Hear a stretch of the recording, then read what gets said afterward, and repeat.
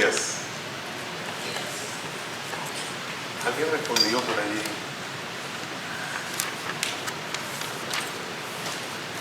Quiero que volteen y vean la pantalla ya, el monitor. Hay un desierto con unas huellas y dice: tú sígueme. Soy discípulo de Jesús, dice abajo. El Señor arriba te dice: tú sígueme. Y tú dices abajo: soy discípulo de Jesús. Pueden mirar hacia acá. Eso va a cambiar de aquí al final de la serie. Y yo espero que al final de la serie haya un oasis precioso, con mucho verdor, con mucha agua, lleno de la palabra de Dios y de una iglesia que está cumpliendo con su función en el mundo de hacer discípulos. Amén. Yo quiero invitarles a buscar en sus Biblias el libro de Colosenses en el capítulo 2. Colosenses, capítulo 2. Y vamos a leer los versículos 6 y 7 solamente. En inglés es Colossians, chapter 2, verse 6 and 7. Hermanos, miren, por favor, vamos a orar, pero con rodilla en el suelo por un traductor. Yo sé que a un hispano le costaría un poco hacer el trabajo para poder traducir desde allá arriba a los radios los mensajes al inglés. Pero vamos a pedirle al Señor que nos traiga un americano que sepa español perfectamente. Un americano que pueda traducir al inglés perfectamente y que conozca el español perfectamente. Un bilingüe perfecto. Y por allí hay un dedito de un niño que me está señalando a su mamá, pero yo estoy esperando que el Espíritu Santo toque las personas. Y yo creo que es necesario para que las personas que vienen y no saben español, ¿verdad? ¿No nos sentiríamos nosotros fuera de lugar en un sitio donde se predica en inglés y no entendemos? Pongámonos en el sitio de esa persona aquí que no sabe español, pero que viene a adorar. ¿Ok? Vamos a estar orando por eso, por favor, desde sus casas, en sus tiempos discipulares. Dicen los dos versículos de la siguiente manera: por tanto, vivan en el Señor Jesucristo de la manera que lo recibieron, arraigados y sobreedificados en Él, confirmados en la fe y rebosantes de acciones de gracias, que es como fueron enseñados. Cuando se dice por tanto o alguna palabra que está aludiendo al pasado, que está aludiendo a algo en el pasado, entonces hay un contexto, algo se dijo que la persona que escribe, en este caso Pablo, está diciendo: bueno, por lo que le dije a ustedes, entonces ahora. Voy a leer desde el versículo 1 para poder tener una noción clara de lo que se está diciendo. Un contexto. Quiero que sepan que es grande la lucha que sostengo por ustedes y por los que están en la Odisea, lo mismo que por todos los que nunca me han visto personalmente, para que su corazón se anime y para que permanezcan unidos en amor hasta que alcancen todas las riquezas que provienen de la convicción y el entendimiento, para que conozcan el misterio de Dios el Padre y de Cristo, en quien se hallan escondidos todos los tesoros de la sabiduría y del conocimiento. Les digo esto para que nadie los engañe con palabras persuasivas, porque aunque físicamente estoy lejos de ustedes, en el espíritu estoy entre ustedes, y me alegra ver su buen orden y la firmeza de su fe en Cristo. y ahora viene el por tanto. ¿Qué vamos a tratar? Esto lo dijo Pablo a una iglesia que él formó, que él plantó en ese lugar. Pero si me tocara decirlo a mí, yo le diría: iglesia, congregación hispana de la iglesia de Blue Hills en Birmingham, quiero que sepan que he luchado y que sigo luchando para que ustedes puedan sostenerse y para que todos los que aún no me han visto, por causa de ustedes y de su testimonio, sepan de qué se trata. Quiero que sepan, iglesia, que quiero que su corazón se anime para que permanezcan unidos en amor hasta que alcancen todas las riquezas que provienen de la convicción y el entendimiento, para que conozcan el misterio del Dios Padre y de Cristo, en quien se hayan escondidos todos. Escuchen, iglesia, todos, no algunos, sino todos los tesoros de la sabiduría y del conocimiento. Les digo esto para que nadie los engañe con palabras persuasivas, porque aunque físicamente podría estar lejos de ustedes, pero estoy aquí, estoy con ustedes, porque aunque pudiera estar en el espíritu y no físicamente, me alegraría siempre ver su buen orden y la firmeza de su fe en Jesucristo. Yo tengo unas preguntas, como siempre,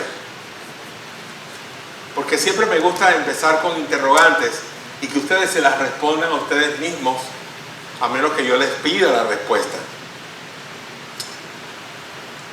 ¿Puede un pecador entablar una amistad íntima con Jesús? Se lo responden a ustedes mismos. ¿Puede un pecador entablar una amistad íntima con Jesús? ¿Podemos las criaturas de Dios, la raza humana, toda la raza humana, por iniciativa propia dar comienzo a una amistad con el Creador? No sé qué están respondiendo ustedes, pero mi respuesta es no. No. Ninguno de nosotros, por iniciativa propia, ningún pecador, por muy santo que se quiera creer, por iniciativa propia, nunca, jamás podrá entablar él y tener la iniciativa, él, de ser amigo de Dios. Wow. Hermanos, es Dios quien produce la relación, no somos nosotros. Si por nosotros fuésemos, no daríamos nunca ese paso. Tal vez, si queremos algo espiritual, lo buscaríamos en otras filosofías, en otras religiones, o en las religiones, o quién sabe en qué cosas espirituales buscaríamos esa relación con Dios. Y no sería con Dios realmente. Para estar un poco más claro de esto, que es Dios el que produce la relación, vayan a Filipenses, es el libro anterior a Colosenses, y en el capítulo 2, busquen los versículos 12 y 13. Filipenses 2, 12 y 13. Dice: por tanto, amados míos, ya que siempre han obedecido no solo en mi presencia, lo sigue escribiendo Pablo, sino mucho más ahora en mi ausencia, ocúpense de su salvación con temor y temblor. Porque Dios es el que produce en ustedes lo mismo el querer como el hacer por su buena voluntad. Porque Dios es el que produce en ustedes mismos el querer como el hacer en su buena voluntad. ¿Están captando lo que enseña la palabra? ¿Están viendo que es Dios quien produce en nosotros todo lo que tenemos que hacer? Todo lo que queremos hacer proviene de Dios. Todo lo que hacemos es porque Dios nos pone a hacerlo. Esa relación de Dios no es más que tratar de buscar la reconciliación del ser humano con Él cuando el ser humano cayó en el momento o en el tiempo seguido a su creación. Hoy el mensaje se llama la fe del discípulo. La fe del discípulo. Y lo que estamos tratando es hacer una serie de temas que tienen que ver con mi estilo de vida como discípulo de Jesús. Para ser un discípulo de Jesús hay que tener un estilo de vida. Hay creyentes y hay discípulos. El Señor en su tiempo tuvo muchos creyentes, pero solamente tuvo 12 discípulos.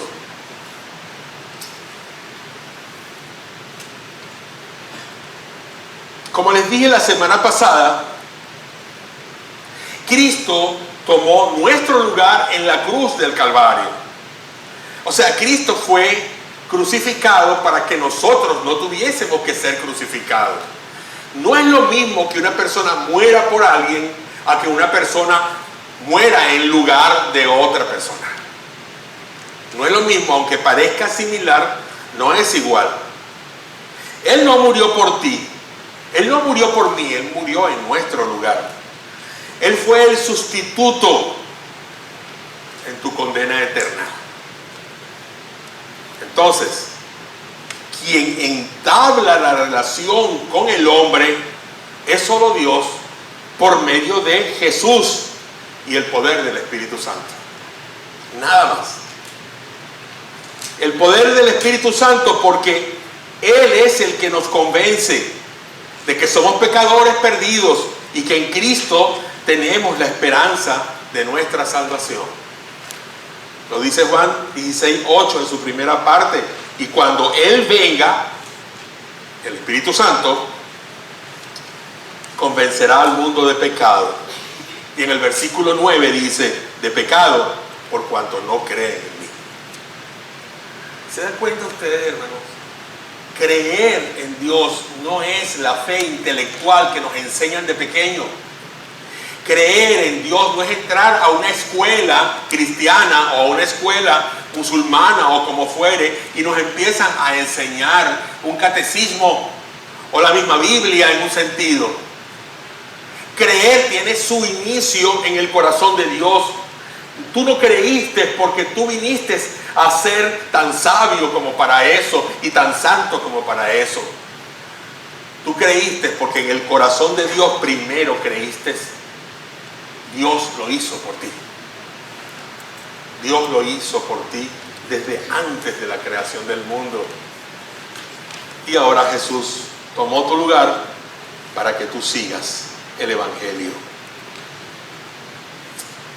Dios vino a buscarnos para hacernos sus hijos, para tener una relación con nosotros como nuestro Padre Celestial. No es por medio del bautismo que tú eres salvo. No es por medio del bautismo. Tú al creer debes bautizarte. Después de dar el paso debes bautizarte, porque el bautismo es simplemente el testimonio que tienes que hacer o tener en tu vida de que tú creíste en Jesús en alguna época de tu vida. Algunos se bautizan inmediatamente que creen. El eunuco le dijo a Felipe, ¿qué impide? Mira, ahí hay agua. ¿Qué impide que ahora yo sea bautizado? Y apenas acababa de conocer del Evangelio de Jesús por medio del libro de Isaías. Nada, le dijo él, nada. Detuvo el carro y Felipe lo bautizó. Y hay otros que esperan mucho tiempo, después que han creído. Ay, es que esto o el otro, o la familia. Y mi bautizo anterior, cuando yo estaba chiquitico, no vale, pastor.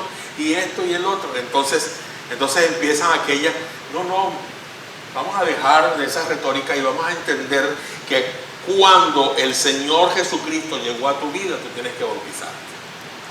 Lo repetimos cada semana aquí. Cada semana. Hagan discípulos y bautícenlos en el nombre del Padre. Como creyentes hay que entender que el Espíritu Santo mora en nosotros desde el momento en que Él nos tocó y nos convertimos.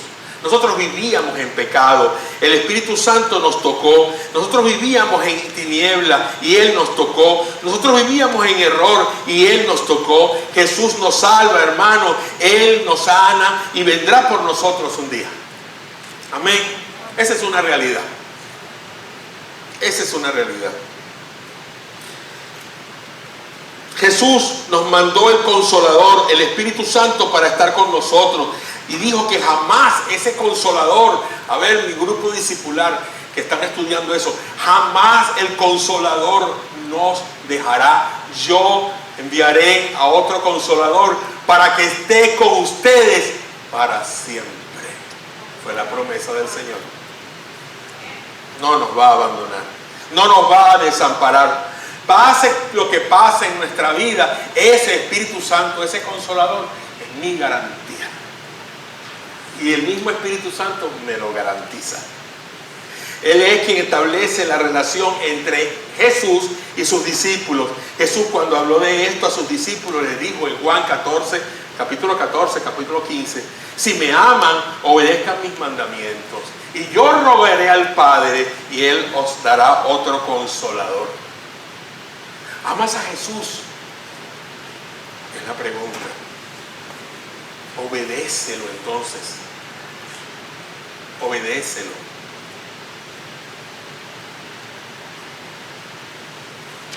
Miren, cuando se regala un objeto, algo, un anillo, un ring, o cuando se regala cualquier cosa que usted quiera regalar, por muy valiosa, un automóvil, una casa, al ser que ama. Eso no expresa el amor que usted siente hacia esa persona. Cualquiera podría hacerlo. Hay hombres que no dan amor a su familia y que se conforman con decir, pero hasta aquí ahorita nada les ha faltado. Tienen casa, tienen comida, tienen estudios. Eso no es amar. Amar tiene que ver con un sacrificio. Los padres aman a sus hijos y se lo demuestran a través del sacrificio de amor que hacen por ellos. Cuando están a su lado, están enfermos, cuando lloran con ellos, cuando oran con ellos. Lo mismo los hijos hacia los padres. Hay una canción en Venezuela que dice, quiero comprar para ti una casa bella, que tenga flores y gardenias al entrar, donde se toquen con las manos las estrellas, donde se duerma con el ritmo de la mar.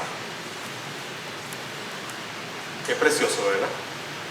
Qué precioso que venga el novio y le diga a la novia cositas así y le pinte esos castillos en el cielo.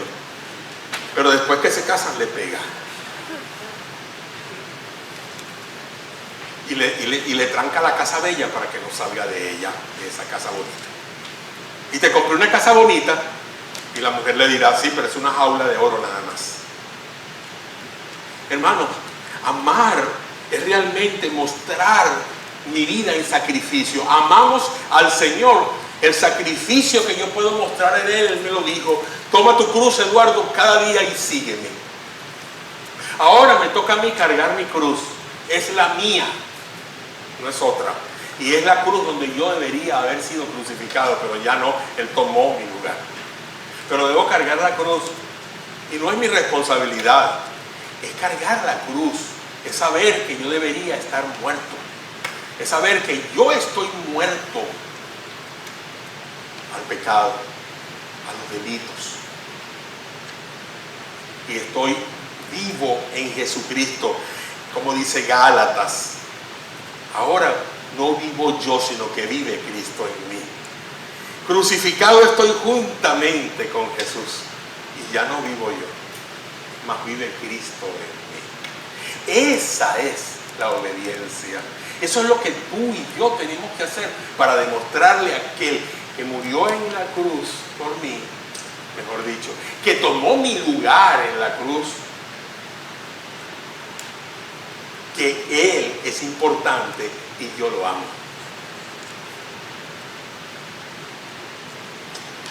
Cuando me despierto en la mañana, primero que mi esposa, porque a veces ella se despierta primero que yo, depende de la hora que hay que trabajar. Yo lo primero que veo a mi lado es una preciosa mujer que me ha acompañado por más de 30 años. Y la contemplo.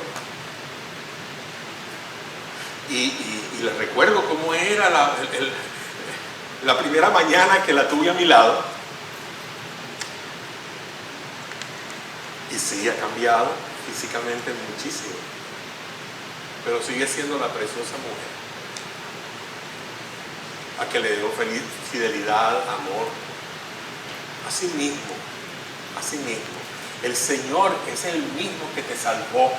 Si te salvó ayer, te salvó ayer. Si te salvó hace 3 años, fue 3 años. 10 años, 10 años. A mí el Señor me llegó a mi corazón hace 40 años. Pero Él es el mismo. Y cada mañana mi deseo es verlo. Es estar con Él. Eso es lo que yo anhelo cada día, como el salmista. Cada mañana estar con Él. Cada día poder estar con Él. Leyendo de su palabra. Y el Espíritu Santo está allí. El Espíritu de verdad. El cual el mundo no puede ver. El cual el mundo no puede recibir. No lo ve. El mundo no ve al Espíritu Santo. El mundo no lo conoce. Nosotros sí lo vemos. Y a pesar que es espíritu y físicamente con mis ojos físicos nunca lo podré ver hasta que esté con Él en el cielo. Él es espíritu, seguirá siendo espíritu, el Espíritu de Dios. No sé si tendré alguna vista especial después que esté en el cielo para poder ver al Espíritu, pero por lo menos quiero ver a Jesús. Él sí lo puedo ver en el cielo. Y cuando llegue allá le voy a decir: Jesús, muéstrame tus manos. Jesús, quiero ver tus pies. Jesús, quiero ver tu costado. Porque ahí están sus heridas todavía. Las marcas de sus heridas por ti y por mí están allí. Y permanecerá para siempre con nosotros. Para siempre. Pero miren, el siempre del matrimonio es virtual. Depende de las circunstancias muchas veces. A veces el siempre del matrimonio es obligado, pero a veces el siempre del matrimonio es virtual. El siempre del amigo es virtual. Anoche recordaba yo con mi esposa los amigos que tuve y que ya se están muriendo o que han muerto. De los que me he enterado de que ya han muerto. Algunos eran mayores que yo, otros eran de mi edad, pero ya están muertos.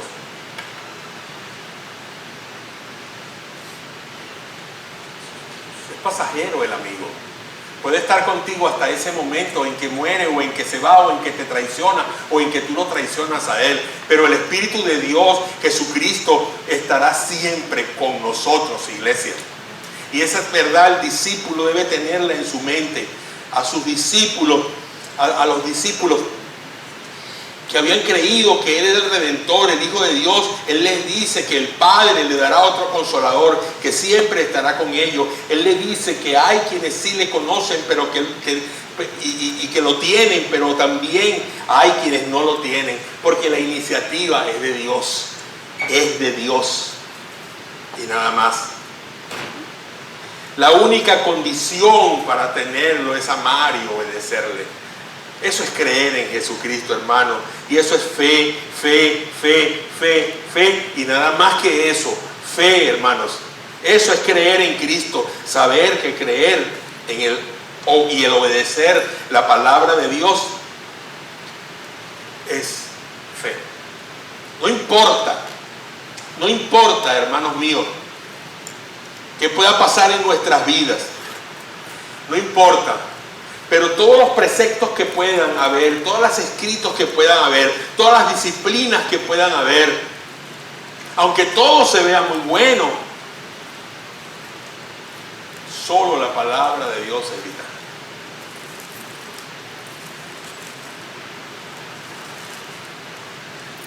Un discípulo de Jesús es el que accedió a tener una relación con Él por fe cuando el Espíritu Santo se lo propuso. No fue resultado de los esfuerzos de la persona, claro que no. Y ahora es discípulo por su fe, pero requiere andar en compañía de Dios, arraigado en Él, sobreedificado en Él, confirmado en Él, enseñado por Él a través de su maestro, el maestro que Dios capacitó y lo puso allí lleno del Espíritu Santo para que enseñe a su discípulo. Tú eres discípulo de un maestro que no es Jesús, porque todos somos discípulos de Jesús en cierto modo, o por lo menos deberíamos ser discípulos de Jesús, pero tú eres maestro de un discípulo cuando ya después de tantos años que tienes en el Evangelio y haber madurado y haber conocido, podrías tener una persona para estar enseñándoles. Miren, en este momento yo solamente quiero que no me vean a mí y que vean a su alrededor. Vean a su alrededor, vean a los hermanos que están atrás de usted. Vean a los que están atrás de usted, mírenlo por favor. Ajá, mírenlo. María, mira atrás. Ajá, miren atrás. ¿Los ven? Ajá. Miren los que tienen a su lado, los que están a su lado, ¿ven? Ajá. ¿A quién ven? ¿A un objeto? ¿A un cuerpo sin vida? ¿A un hermano en Cristo? Si están viendo a un hermano en Cristo, cataloguen y miren y hablen con ese hermano para ver de cuánto ha sido su crecimiento en el Evangelio. Y si ustedes ven que esa persona en el Evangelio no ha crecido mucho y usted es mayor que él en conocimientos del Evangelio, tómelo como su discípulo. No necesariamente tiene usted que salir a hacer el discípulo afuera, a ganarlo para Cristo. Aquí tiene discípulos. Empiece por ellos. Empiece, que hoy, yo quisiera saber hoy que ustedes en el break, en el momento en que estamos comiéndonos allí una dona, una galleta y tomando un café, puedan estar hablando. Que alguien que sabe que necesita conocimientos de la palabra y que no ha crecido mucho, pueda decirle a otro, quiero ser tu discípulo. Pero eso sí, mujer con mujer, hombre con hombre. Eso sí, que no sean familiares preferiblemente, ¿ok? Y que usted se acerque también a una persona y le diga, ¿tú quieres ser mi discípulo? Así como el Señor buscó sus discípulos. Aquí es valedero pegarse al maestro. Así que, por favor, no se quede sin ese discipulado. Eso es muy importante. Por eso yo me propongo hoy a compartir con ustedes que la fe de un discípulo los hace receptores en primer lugar. Coloquen allí receptor en la primera línea, en el número 1 en Romanos, receptor de la salvación. Yo les voy a ir dictando, ¿okay? Para que no tengan que ver allá el receptor de la salvación. La iglesia, lo primero que debe considerar en este punto es ¿qué te llevó a creer en Jesús? Hermano, te hago la pregunta. ¿Qué fue lo que a ti te llevó a creer en Jesucristo? Están pensándolo, ¿verdad? Están recordándolo. Hay algo que nos lleva a creer en Jesús. El tiempo es muy corto, pero muy pronto vamos a tener unas reuniones especiales de testimonio. Y las personas en esas reuniones, en esos servicios, que no van a ser los días domingos, evidentemente, van a poder dar su testimonio. Pero por lo pronto, líderes de grupo pequeño, vayan ensayando eso en su grupo. Pregúntenle a alguien de su grupo pequeño, que en cierto modo es un grupo discipular, ¿qué los llevó a creer en Jesús? ¿Cómo pudiste en tu condición de pecador entablar una relación con Dios, tener una amistad con el Dios Santo? ¿Fue de parte tuya? ¿Tú fuiste quien tuvo la iniciativa en hacerlo? ¿Tú abordaste al Señor y le dijiste, oye, quiero que seas mi amigo, yo quiero ser amigo tuyo? Claro que no, no fue así. Y aunque algunos estuvieron buscando desesperadamente de Dios en un momento dado, Porque por lo general muchas personas tienen una búsqueda de Dios y van a una religión, y van a una disciplina, y están con esto, y van con aquellos otros, y se arrodillan un día y dicen: Señor, por favor, ayúdame porque tengo un vacío muy grande, para buscar una solución en su vida. Pero nunca le dicen al Señor cosas tales como: escógeme a mí, Señor. El Señor tiene la prerrogativa de escoger Él, a quien Él quiere, y nada más. Así que no es del que quiere ni del que corre, sino de Dios, que tiene misericordia. Dice Romanos 9:16. No es del que quiere ni del que corre detrás de Dios. Es Dios el que tiene misericordia. Es Él el que lo hace. Y pueden ver en Tito capítulo 3, 4, 7, algo por el estilo. Lo pueden ver también en Juan capítulo 6, 43, 45. El Espíritu Santo tomó la iniciativa, te lo propuso, envió a alguien con el mensaje para que tú creyeras y aceptaras ser seguidor de Jesús, ser un discípulo de Cristo. Esto lo hemos enseñado a nuestros líderes, ellos se lo han enseñado a ustedes. Ustedes y yo, para recibir la salvación en Cristo, tuvimos que ser convencidos por el Espíritu de Dios por causa de nuestro pecado. El pecado hacía separación entre Dios y nosotros. Nosotros estábamos separados de Dios, condenados por causa del pecado que el hombre cometió. Nadie tiene privilegios. Nadie, hermanos. El único privilegio es Cristo. El único privilegiado es el Señor Jesús. Por lo tanto, cuando Él muere en la cruz, Él simplemente está allí diciéndote: ahora ya tomé tu lugar, ya tomé tu lugar. El Espíritu Santo te va a acercar a mí y tú vendrás a mí y yo te daré la salvación. El mundo, podríamos decir, es salvo por Jesús, pero solamente son unos los que se acercan a la cruz porque han sido tocados por el Espíritu Santo. La palabra de Dios dice que el Espíritu Santo, como se lo dije anteriormente, es el que convence de pecado. Y más adelante en el verso 9 dice: de pecado por cuanto no han creído.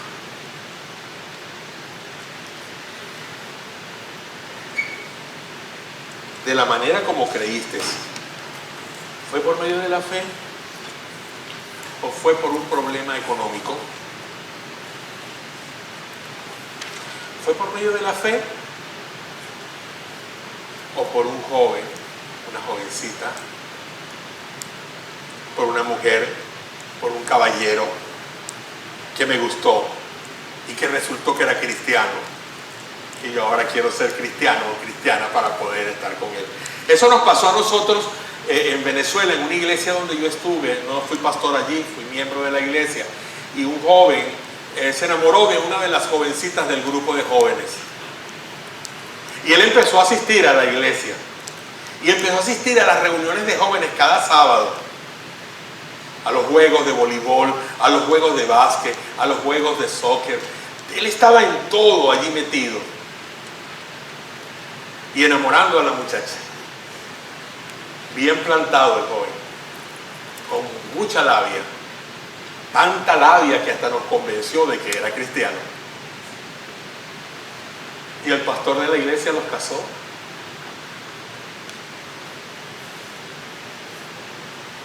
Ella era peluquera, como Cleo. Se casaron, se fueron a la luna de miel y no les vimos más nunca la cara en la iglesia. Y cuando llegamos al sitio donde ella tenía su vivienda, donde él la llevó a vivir y donde tenía un salón de belleza, ella nos dijo que él le prohibía ir a la iglesia, que él solamente fue por ella. Su matrimonio no duró mucho.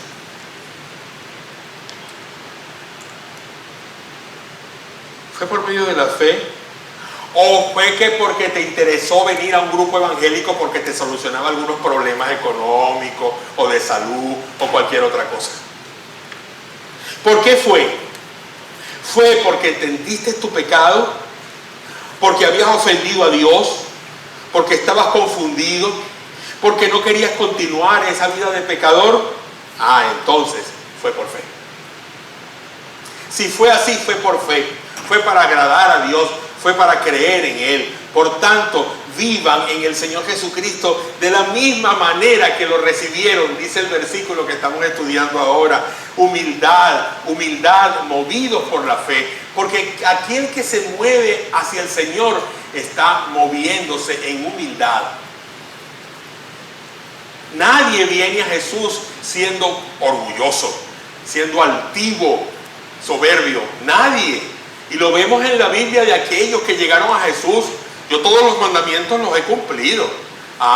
Entonces anda, vende lo que tienes y sígueme. No puedo. ¿Cómo voy a vender mis pertenencias? Esa es mi herencia de muchos años. Eso fue dueño mi papá, fue dueño mi abuelo, mi bisabuelo. ¿Cómo vas a creer tú que yo voy a vender todo y dárselo a los pobres? Soberbia. Anda, ve allá, ven, sígueme tú y deja que los muertos entierren a sus muertos. O sea, él tenía que enterrar a sus padres y él le dijo, no importa, mira, tus hermanos lo pueden hacer. Otras personas lo van a hacer. No los van a dejar muertos el día que se mueran. Tú sígueme. No puedo. Primero es mi familia. Primero es mi trabajo. Primero es el dólar. Y hay personas que han cambiado a Dios por el dólar.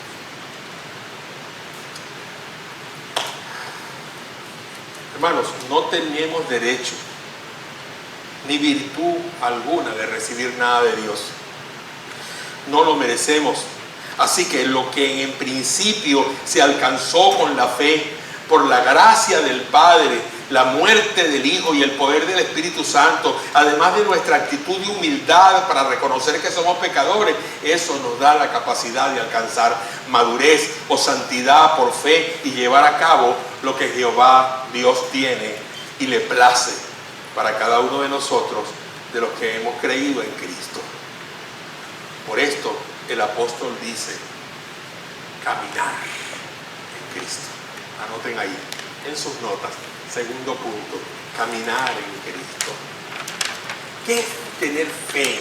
Un discípulo que tiene fe, en primer lugar, es un receptor humilde de la salvación. En segundo lugar, camina con Cristo.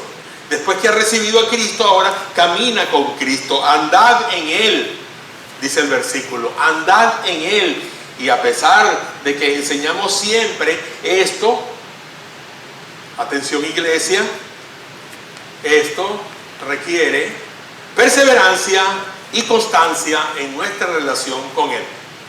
Perseverancia y constancia.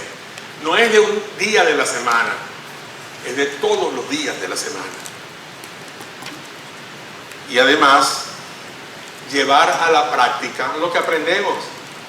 Eso es fe. Si usted no lleva a la práctica lo aprendido de la palabra de Dios, no tiene confianza en Dios.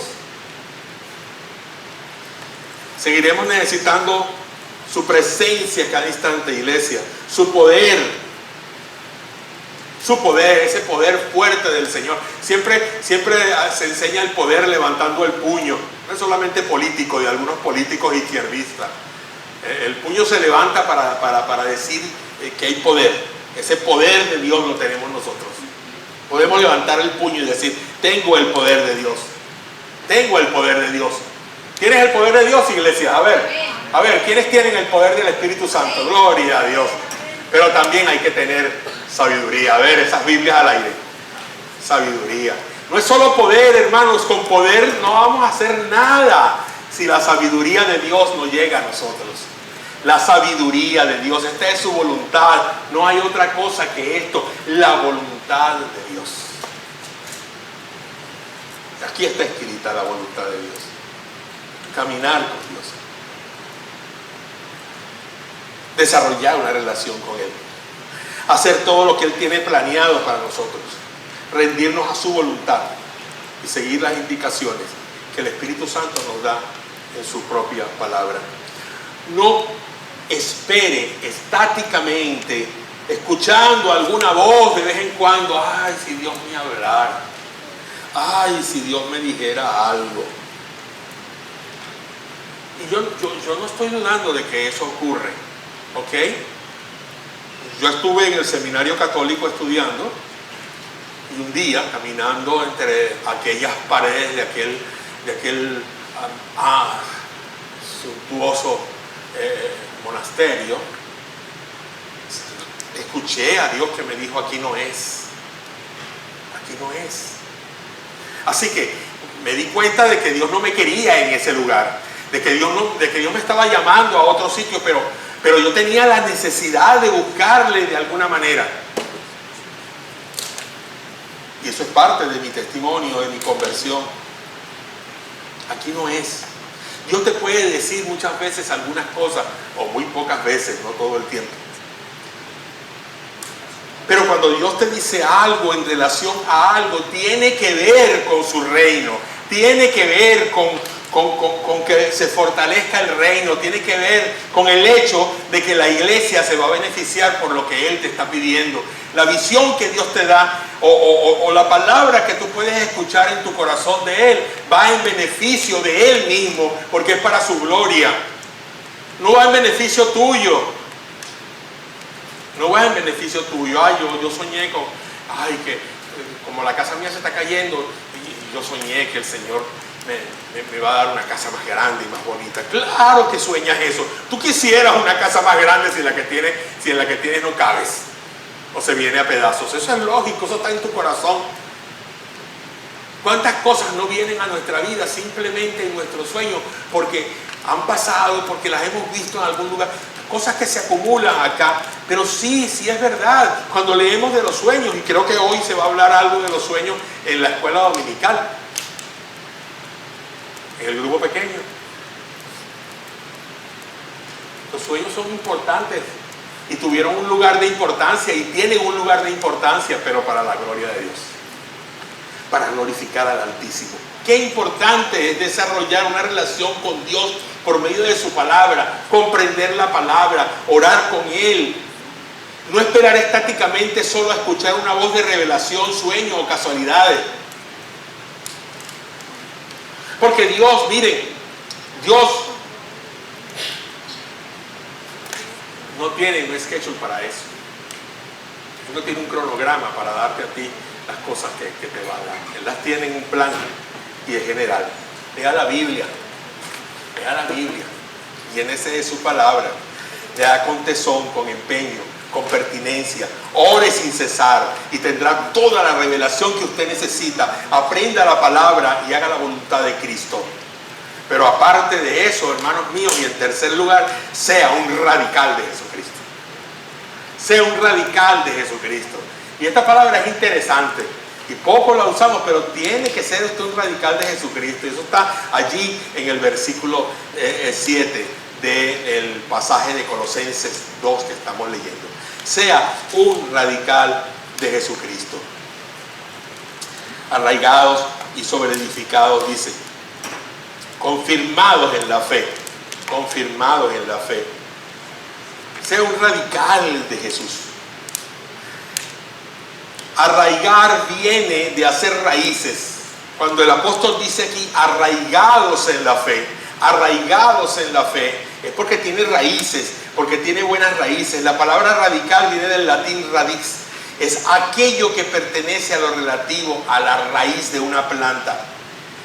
El sustantivo raíz, hermanos míos, se usa para nombrar a ese órgano de la planta de donde ella está absorbiendo los materiales, las materias necesarias, el agua para que pueda vivir. Si no tiene esas cosas, no va a soportar las pruebas de la inclemencia del tiempo o del lugar. Tienes buenas raíces en Jesús, te estás alimentando. No es para que los vientos de doctrina vengan y dicen, ay, yo me sostengo porque estoy bien pegado al piso. No, es porque esa raíz sí te va a sostener, porque es buena, estás arraigado en la palabra de Dios. Y cuando vengan los vientos de falsas doctrinas, aunque soplen y soplen y soplen, no van a poder contra ti. Ay, me acordó de algo que tengo que se lo voy a decir ahora. Algo que vino a mi mente, muy interesante. Arráiguense en Cristo, aliméntense en Cristo, sosténganse de la propia raíz que está en Jesús.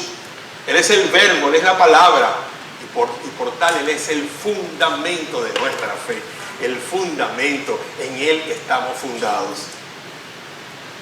Así que el objeto de nuestra fe es Cristo, la base de nuestra fe es Cristo, y por consiguiente el gozo de nuestra fe es Cristo. A objeto, base y fe. A Él apunto, en Él me sostengo y en Él me gozo. No importa los problemas que pueda tener. Pero debo madurar en su palabra. Sobreedificados. Pablo dice esto de los cristianos, sobreedificados. Y es aquí cuando yo vengo y hablo de esto. Miren, a veces me preocupa la gente que vive en los trailers.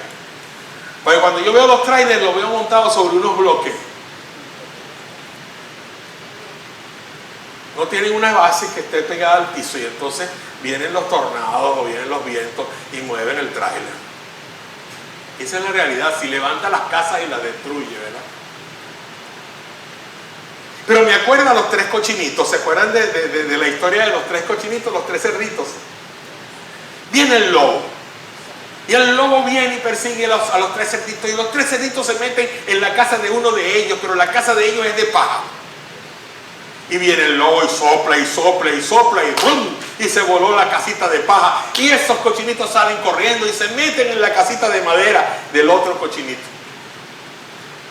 Y viene el lobo y sopla y sopla y sopla, y los cerditos ven que se cae la madera, se cae la casa, y salen corriendo y se meten en la casa de bloques. La casa de paja estaba hecha sobre el piso. Asimismo, la casa de madera apenas tendría algunas estacas. Pero la casa de bloque tenía cimientos metidos abajo. Y ese lobo sopló, y sopló, y sopló, y sopló. Y los cerditos la casa pudo resistir. El lobo.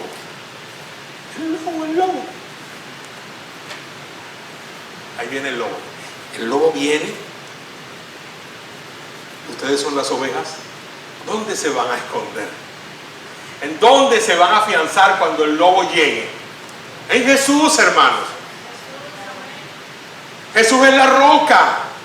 Aquel hombre que edificó sobre la arena, vino el viento, vinieron las lluvias, vinieron las aguas, y fue totalmente su ruina. Pero aquel que miraba el jacalito que el hombre hizo, aquella en la arena, y entonces él hizo su casa allá encima de una roca bien cimentada. No importa, lo que pasó, pasó, su casa se mantuvo. Construye sobre la roca, porque Jesucristo te va a hacer madurar en esa roca. Y allí vas a tener todo el tiempo firmeza, fuerza, triunfo.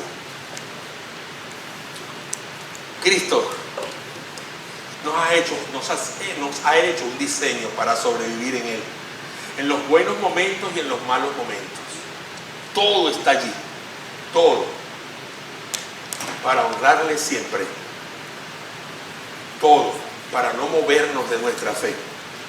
Todo, hermanos míos. Conforme a la gracia de Dios que me fue dada, yo como sabio arquitecto puse el fundamento, dice Pablo a los Corintios en la primera carta, en el capítulo 3, versículo 10 al 15, y otro edifica sobre él, pero cada uno tenga cuidado de cómo edifica encima, pues nadie puede poner otro fundamento alguno que el que ya está puesto, el cual es Jesucristo. El fundamento es Jesús, edifica sobre él, pero ahora bien, sobre este fundamento, algunos edifican oro, otros edifican con plata, otros edifican con piedras preciosas, unos edifican con madera, unos edifican con heno y otros con hojarasca. La obra de cada uno de ustedes será evidente, porque el día en que Dios quiera probar su obra, pues con fuego va a ser revelada. Fuego es prueba aquí en este pasaje bíblico. El fuego mismo probará la calidad de la obra de cada uno. Si permanece la obra que alguno edificó sobre el fundamento, recibirá recompensa. ¿Y cuál va a ser la obra que va a permanecer, hermanos? La de heno, la que está hecha con hojarasca, la de madera. No, esa no va a permanecer. Permanecerán aquellas que se hicieron con oro, plata o piedras preciosas. Pero si alguna de las obras es consumida por el fuego, éste sufrirá pérdida. Sin embargo, será salvo. Porque está hablando de creyentes. Aquí no está hablando de gente que no cree. Está hablando de la iglesia. Les está diciendo, ustedes, iglesia, algunos están edificando de esta forma, pero algunos otros están edificando de otra.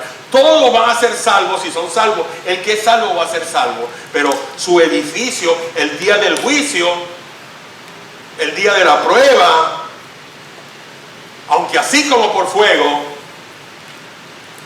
así, de casualidad, podrán pasar la prueba. Iglesia, un discípulo de Cristo que está en constante madurez, no se confía en sí mismo, y mucho menos en su incipiente sabiduría. Con humildad ha recibido a Cristo y sigue siendo humilde, camina en Él, está enraizado en Él, es un radical. Para madurar y tener una sólida base donde sobreedifica constantemente, y a pesar de las pruebas, su vida es como el oro, la plata o las piedras preciosas, indestructible y muy valiosa, porque el discípulo tiene poder y tiene palabra. Por último, el discípulo es auténtico. Es auténtico. Ser auténticos, ser confirmados. Se trata de confirmación. Cada creyente que anhela ser un fiel discípulo debe determinar el estado de su propia alma basándose en varios criterios. Primero, demostrar confianza en su salvación. ¿Confías en tu salvación? Es la pregunta. ¿Tú estás seguro de tu salvación? ¿Tú crees que eres salvo?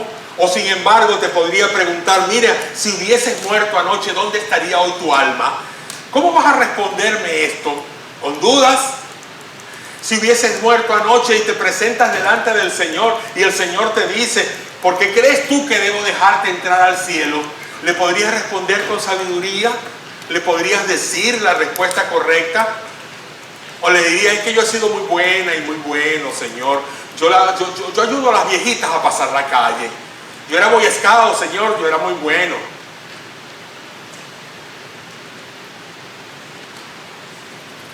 El Señor sabrá si tienes el sello del Espíritu Santo o no lo tienes. Pero tu vida tiene que estar segura aquí, en este instante, de saber si al morir vas al cielo o no vas al cielo.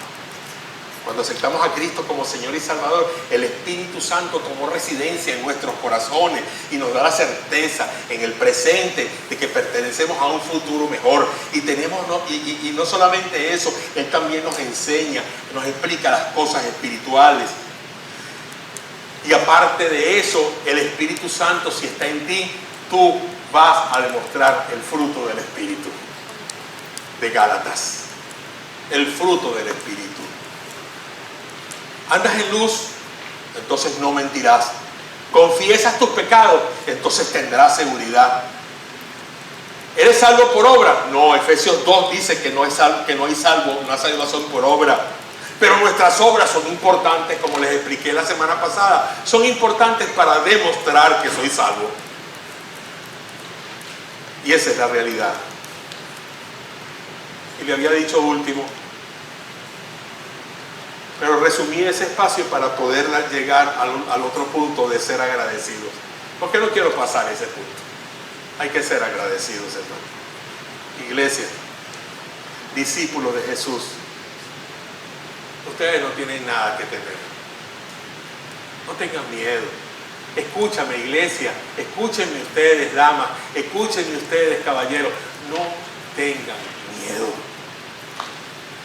Ustedes han sido receptores de lo más precioso que hay en el mundo, que hay en el universo y por los siglos, que se llama el Evangelio de Jesucristo. Entonces, caminen en Cristo.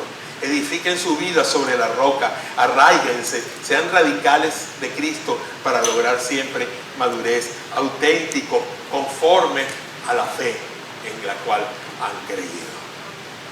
Hechos fuertes siempre, con las enseñanzas correctas, como han aprendido. Crezcan en esa fe con acción de gracia. Sean agradecidos. Abandonen todo lo viejo. Al viejo hombre, déjenlo atrás completamente y vístanse del nuevo hombre con sus virtudes. Vístanse, discipúlense unos a otros para que se enseñen estas cosas y no solamente sea de un sermón el día domingo o de una enseñanza en el grupo pequeño. Hagan una relación diaria, minuto a minuto. Enamórense locamente de Jesús. Recuerden que tú estabas perdido en tus delitos y pecados y apareció Jesús en tu vida y te enamoró. Te enamoró. Además, abunden en acciones de gracias con Él, en una relación creciente, en una relación que se fortalezca, en una relación donde ustedes puedan decir gracias, Señor, cada día. Gracias por mi esposa o por mi esposo. Y si no lo tienes, gracias igualmente, Señor. No tengo esposo o esposa, pero te doy gracias porque tú llenas mi vida. A lo mejor no tienes hijos, o a lo mejor sí tienes hijos, o están lejos, o tú estás lejos de ellos, como ocurre, pero dale gracias por esos hijos. A lo mejor tienes hijos que te olvidaron, a lo mejor tú te olvidaste de ellos. Dale gracias por esos hijos y emprende la búsqueda tú por ellos. Tráelos a ti, búscalos. Busca a tu familia, busca a tu gente, pero busca también a tu iglesia, Da y se os dará. No solamente eso es dinero, medida buena, apretada, remecida, rebosando en nuestra mano de bendición, eso es fe, eso es confianza. Pongámonos de pie. La fe del discípulo nos mueve a tener una comunión con nuestro Maestro.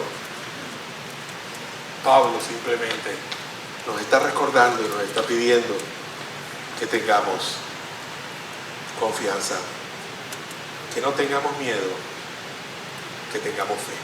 Gracias, Señor, por tu palabra. Gracias, Padre Santo. Llénanos con ella. Brídanos la oportunidad de servirte siempre y de seguir tus pasos. En el glorioso nombre de Jesús. Amén.